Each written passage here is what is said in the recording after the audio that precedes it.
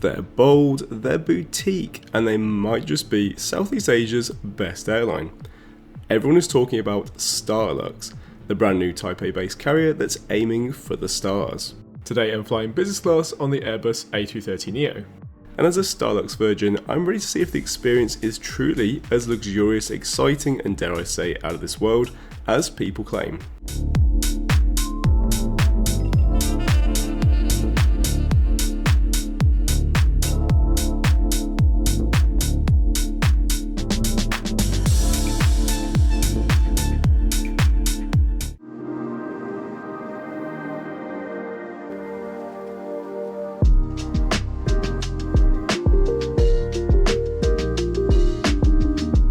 Hello and welcome to Hutong, which is just outside of Taipei. Really excited for tomorrow because I'm flying Starlux. I really want to see whether the hype is worth it.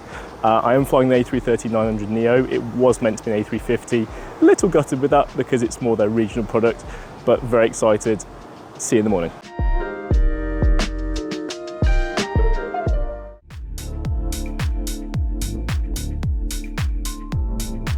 Sometimes I ask myself, why do I pick these flight times?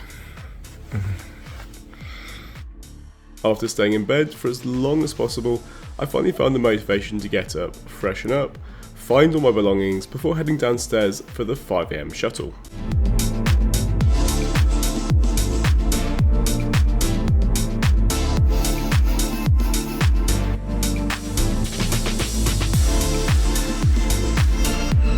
So welcome to Terminal 2, let's get checked in. Despite departing from Terminal 2, please don't lead yourself into a false sense of security. Because as an airline that is very new, they had to take what slots they could, so they operate from both Terminal 1 and Terminal 2. Please make sure you check online. As for the check-in, Starlux has a dedicated lane for business and even its first class, for premium galactic passengers, which opens shortly after 5 AM, just within 3 hours of departure. And I'm really getting a sense of a theme here. I didn't record the agent out of respect, but be sure to note the slightly futuristic jumpsuit uniform. I'm getting a slightly Death Star theme, more on that later. So far that's a really good impression. They're wearing like the kind of like space suits because Starlux is kind of like a galactic airline. Maybe one the Emperor Darth V might be interested in, although he's dead, so never mind. Anyway, it's off to immigration, it's off to the Galactic Lounge. And if that sounds impressive, despite immigration being pretty busy, I cleared it in security in literally 2 minutes. Maybe that's a record. Also rather inspiring is the invitation for the lounge, which is essential because it's surprisingly far from the gate for today's flight, and I'm not really sure where I'm going.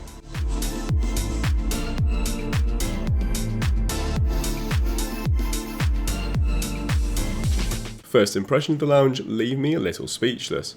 But after my brain gets back into sync, I'm getting all kinds of sci-fi vibes here. Star Trek meets Dune with a splash of Fifth Element. With the agent clearly not busy, she's even offering to give me a quick guided tour.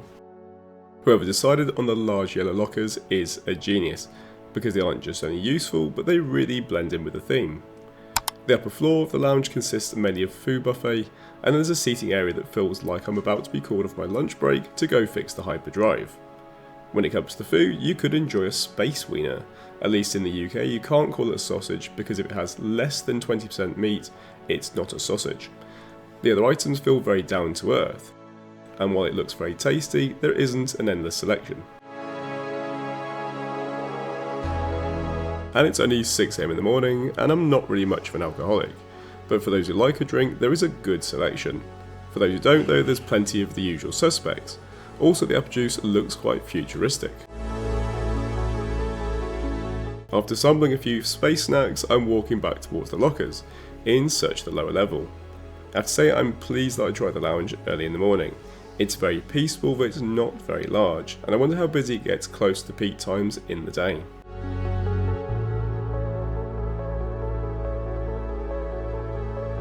Making a left takes you towards a seating area, and there's some very futuristic corridors, definitely getting a Star Trek vibe. So it is 5:30 in the morning. I am the only one in the lower part of this lounge. It's an interesting layout because it's kind of like a spaceship. It's very orange, it's very grey, almost like sections of bulkheads. Not many private areas to sit down, reasonable amount of food. I'm quite enjoying it. Even the gents' toilets fit in nicely with the theme, and if you're wondering, I did make sure that no one was in there before recording. But the best part by far, and someone clearly had total creative control over the lounge, is to have the sliding doors. It's just sad they don't make the shh sound. Before I get too comfortable and debate what to do with what feels like a very long time until boarding, I'm taking a stroll back down the corridor, where you'll find a second drinks and food area. Although the lounge agent did mention that there isn't as much choice as the upper level, unless you're really into your salad.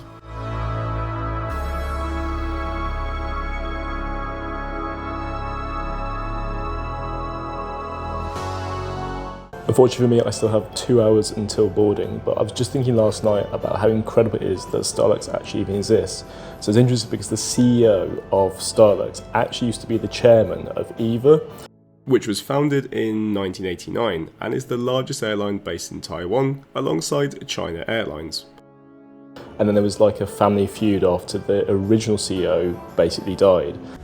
And he decided that his vision didn't align anymore and started the brand new competitor that is Starlux. Before I leave for my flight, I'm having a quick cup of tea, but I must share with you the QR code system, which allows you to order food straight to your table. How bosh.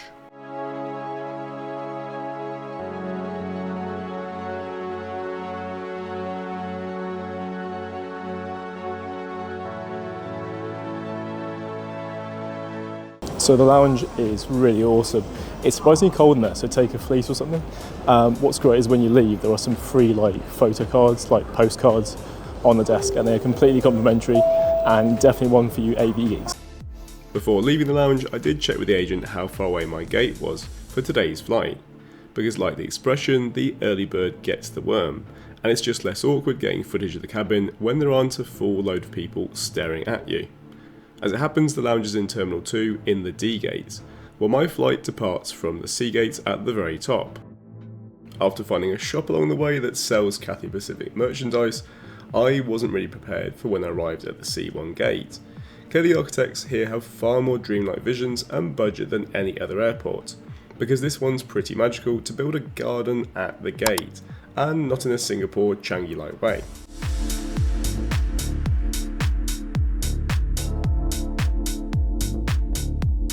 Originally, the flight was operated by an Airbus A330 at the time of booking, but Starlux has been playing around with the schedules, and I'm more than happy because the A330neo is a good replacement. There are two separate queues, with one for business class and the other for economy. Time for the flight stats, and then it's time to board. Juliet X-Ray 771 will take some 4 hours and 40 minutes, covering a distance of 2,020 miles, into perhaps my most favourite airport, Singapore's Changi, Terminal 2.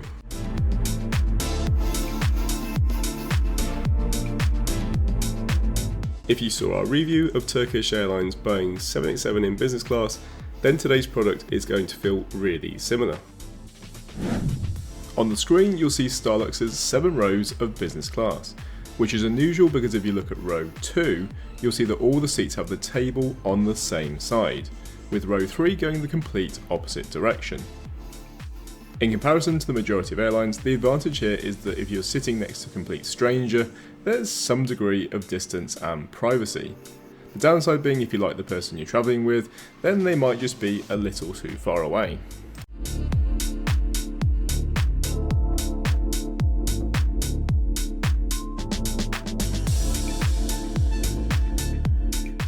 So welcome on board. This is pretty impressive. It's not your standard product because it's been designed by a BMW team, so it does look so much better. There's like the grey touches, the wood. This is a beautiful seat with 20 inches of width. Which is really nice, but there's one thing we need to discuss. And originally I was sitting in an 8 Alpha, and unfortunately because it changed from the A350 to the A330neo, it's not such a good seat because it's more by the aisle than the window. So I've changed to 8 kilo, which is actually a lot more private. Although the side table only gives a modest amount of privacy from your neighbour, I still pick the window seat though just to get a good view. And if you're wondering, here's the slightly more impressive product on Starlux's A350. Besides being a rather nice shade of black, there's something very atmospheric and shiny about the design of these seats. The little gold touches really polish the seat off nicely, and the wood effect side table is really pleasing on the eye, not to mention features wireless charging. This really is a seat built for techies because it also has USB-A, USB-C and a universal plug socket. And the little storage cupboard is also a pleasing shape, outlined in more gold, and it's large enough for the headphones and a complimentary bottle of Evian water. Long-haul business class seats seem to average between 20 and 22 inches in width. This one's on the lower end, but it's still very comfortable, if not very plush. Over on the other side, the footwell is pretty standard for the seat, but enough room to turn around in different positions. When I tried out the seat in the flat mode later in the video. And I'm pretty sure if Darth Vader did fly economy or business class, he has his own Death Star, he'd probably be pretty impressed with this product.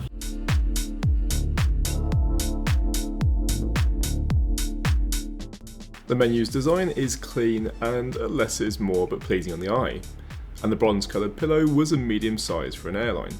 Comfortable with a good amount of firmness, but it's the blanket which is lovely and shiny, very warm, and it didn't scrimp on the sides. A welcome drink is always, welcome before any flight, but Starlux didn't have an alcoholic option, and only this rather tasty tropical juice. A hot towel also came on a wood tile, which is a saving grace when they've been in the steam oven at the same temperature as the sun.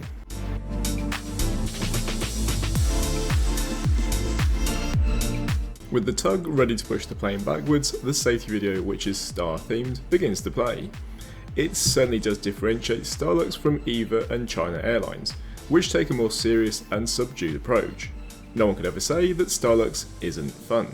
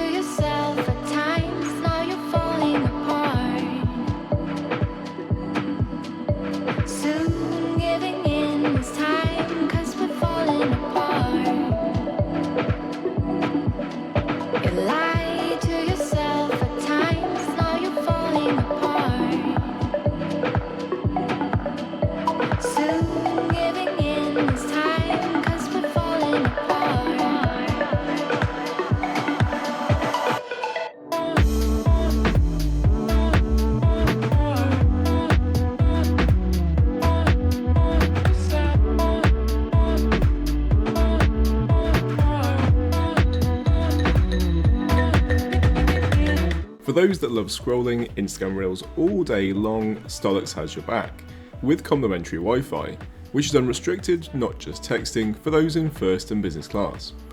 Or free chat is available for everybody else. Unfortunately though, it wasn't working on today's flight, but it was pretty strong on my other two flights. But with so much content to watch in a 4-hour trip, I'm sure most people can survive. Let me off the plane. I'm asking you nicely to open the doors. Take it easy, Marge. How about if we dope you up real good? Let me off, let me off, let me off, let me off, let me off, let me off, let me off, let me off.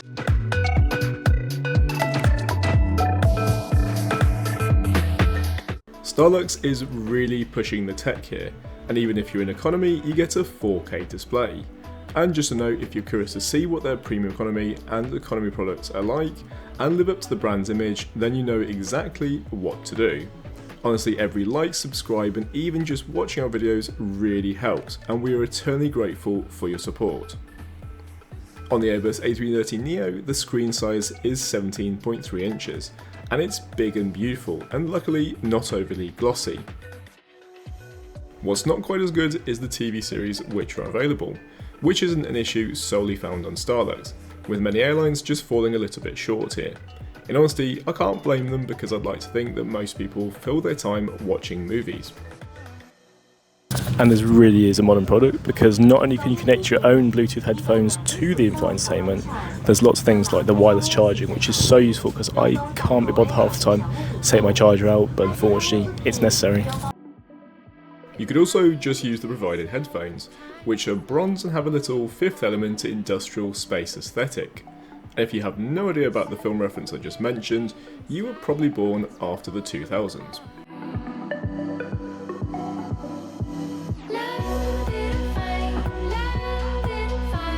Deeply invested in the classic that is the Grand Budapest Hotel, the tray table sits very nicely below the in-flight entertainment, which also gives a nice little ledge.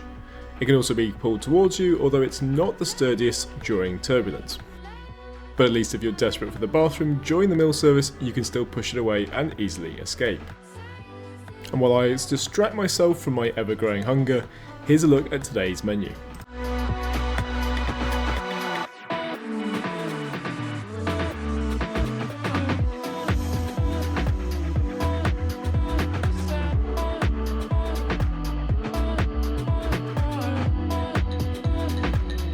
I'm not trying to boast, but while editing this video I have now flown Starlux 3 times, twice in business class and once in premium economy, and every time I've ordered from the Asian menu, it just sounded too good to avoid. If you're not quite as adventurous though, you can always try from their exclusive international page, which is perhaps a little less adventurous but still sounds pretty tasty. Ignoring the taste, there certainly is a lot of variety in the colour, which is pleasing to the eye. And what you're looking at is a sakura shrimp and wax apple salad with a cherry tomato vinaigrette, with the main course being prime char siu short rib with Spanish rice. And you might think I've lost my mind, but this was one of the most pleasing meals I've had in the sky. The more observant among you might have noticed that dazzling blue drink in the corner, and this is something I really love about Starlux. Many airlines create a signature drink, but Starlux has 4. Of which I tried 2 at least on the A350 review, which is coming out later in the year. For such a short flight, the menu is really quite varied, with plenty of choices of wine from all the well-known areas.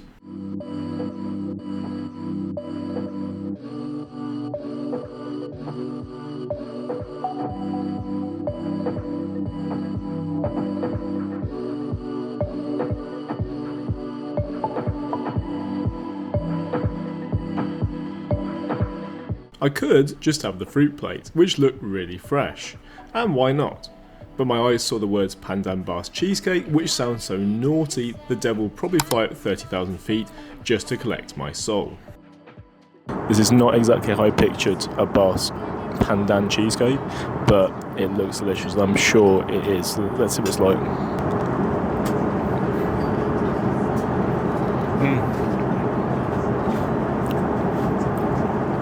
That is so much better tasting than it looks. Absolutely delicious. If that wasn't enough, there was a tiny elegant milk chocolate on the tray table, and the cabin crew handed out the second hot towel because I guess, well, eating is exhausting.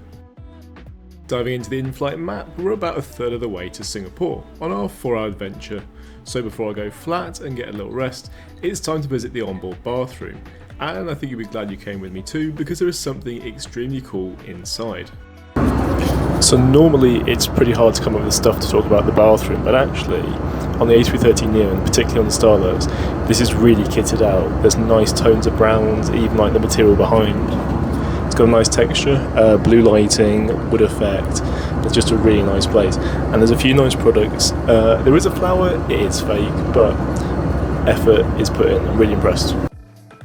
But the best part by far is not the freebies, including the packet of mouthwash, but the toilet paper, which is so cool if you're really into aviation, with a printed runway. How cool is that?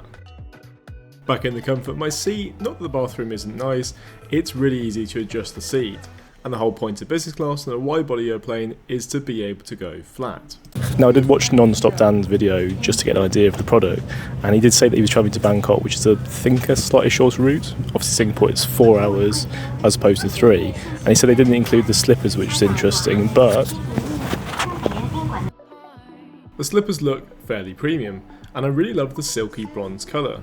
But this review wouldn't be complete without testing out the seat in the lie flat mode, even though as of April 2025 the Airbus A330neo is only used on local Asian routes.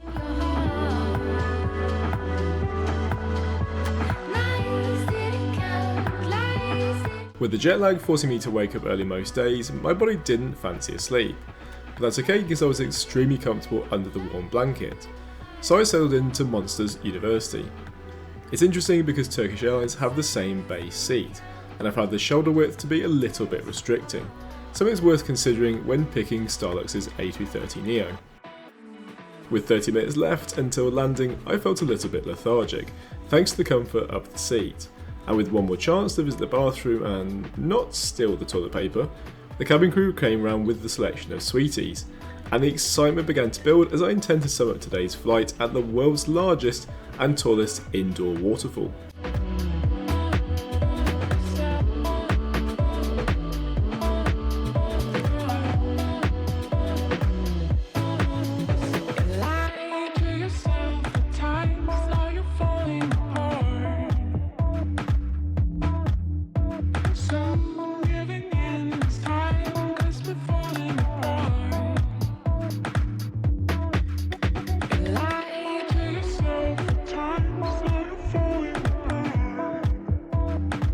You probably by this point have a good idea how I feel about Starlux, but I'd love to hear from you guys, so drop us a comment below.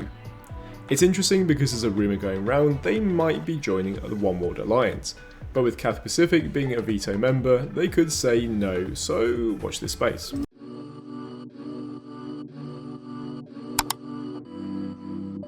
So for today's conclusion, how could I not come to this epic backdrop that is Changi Singapore rain vortex? I think you know what's going to come, but let's discuss how was the flight. Before deciding to fly Starlux, I'd heard lots of things, and none of it negative. The first impressions certainly made me think this is going to be a fun flight. Everything from the jumpsuit style uniforms to the lounge, which could make you forget you're even on Earth.